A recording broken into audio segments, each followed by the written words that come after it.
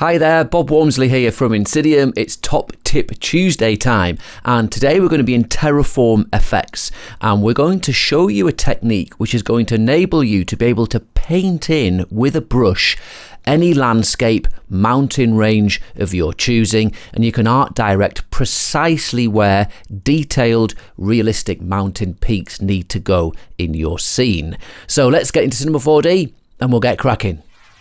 Let's go to our INSYDIUM menu then and bring in a TerraformFX TF terrain. We'll just drop it below these lights. And we've got a tfNoise as part of this default setup and a couple of these filters. We can delete those, we don't need them. And let's go to our TF terrain, object, and just disable that color for now.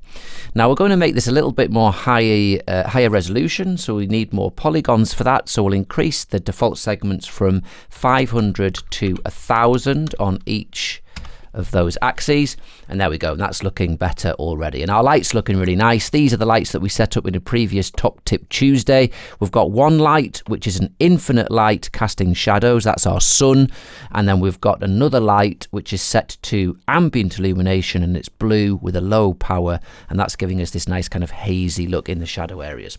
Okay, so let's go to our tfNoise and we will go to the properties. We'll change the default turbulence to stupil, which gives us these nice swirly looks, and let's we can just leave that as is. Actually, that's looking pretty cool. Now what we haven't got at the moment is the ability to artistically decide where we've got our ridges and valleys. It's just all there for us. So what we can do to do that is bring in an operator. So let's go to our TF terrain, add operator, and we're going to bring in a tfGrid generator. Let's bring that in, and it brings in these control points. Let's just switch off the noise so we can see those. So we've got these control points. If I lift this one up, look, it generates that altitude data and we get this nice big bump. All right.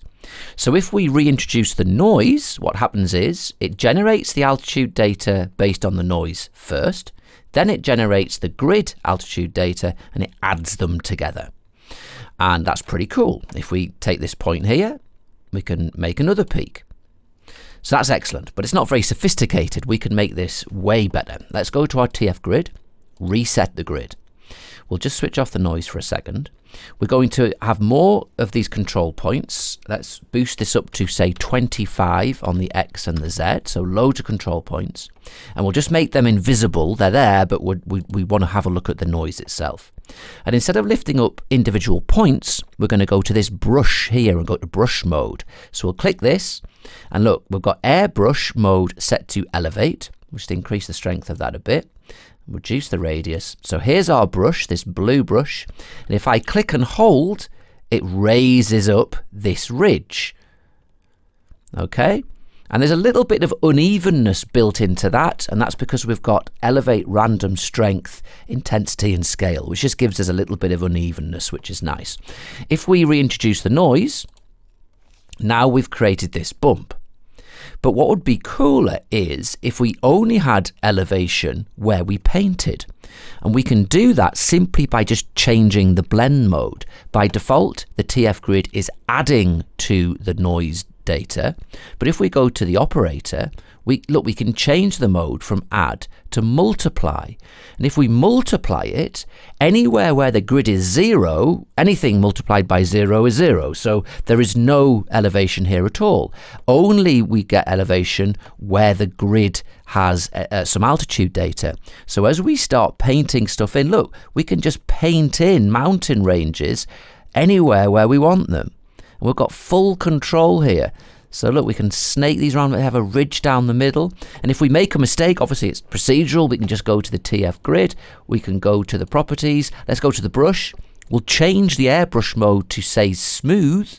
And look, we can just smoothen this bit down a bit or smoothen down this peak.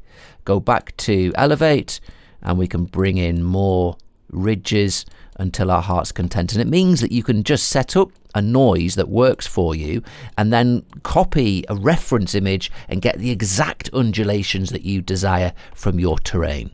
One more thing we can do here, instead of having these completely flat valleys, let's just go to our tfGrid, to our brush, and we'll keep it in elevate mode. But look, we'll put the radius up quite big, and we'll bring the strength way down. And now we'll just touch in a little bit of detail in those flatter bits, just touching it so it's not perfectly flat and smooth, and it gives us this really nicely detailed landscape. So just finally, let's go to our TF terrain, to the object tab. We'll increase those segments way up now to say 3000, so we've got loads of polygons, which will make this loads more detailed. And there we go. We've been able to set up a rig so we can paint in and art direct exactly where we want our terrain undulations to exist.